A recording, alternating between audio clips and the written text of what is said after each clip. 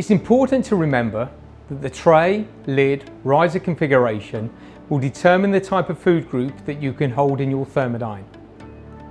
By altering the blend of these three components, you can alter the holding conditions of the food in each tray and hence determine whether your food remains moist or remains crisp.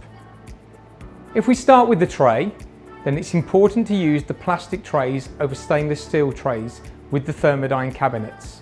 Since the Thermodyne unit works on a conduction process, transferring heat from the shelf to the food, we have to ensure that the trays stay flat and in complete contact with the shelf at all times.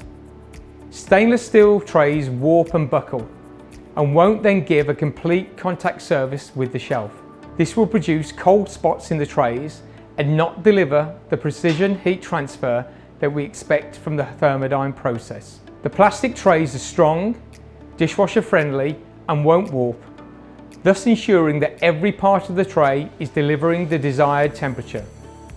Any food that sits directly on the tray will therefore get the precise holding temperature that the Thermodyne cabinet has been set at. There are three lid configurations that we can consider when we look at how to set your Thermodyne cabinet up.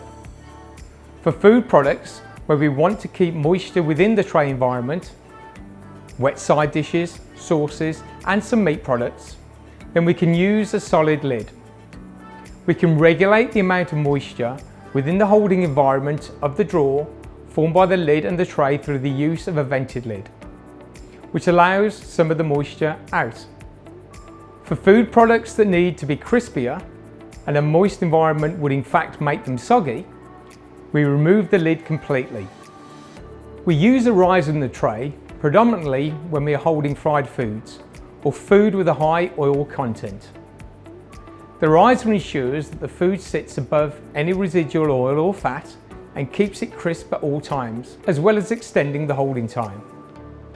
It's important to remember though that the introduction of this dry riser will mean that there is now a temperature differential of approximately 8 to 10 degrees centigrade between the heated shelf and the riser that the food now sits on. The riser can also be used in a wet state, where water or stock is added to the tray below the riser when holding foods that are prone to drying out.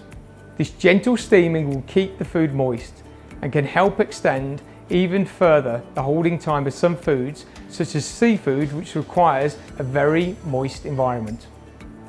Since food size, consistency and quality can vary from operation to operation, getting the right tray, lid, riser configuration in conjunction with the optimum holding temperature is dependent on your food offering.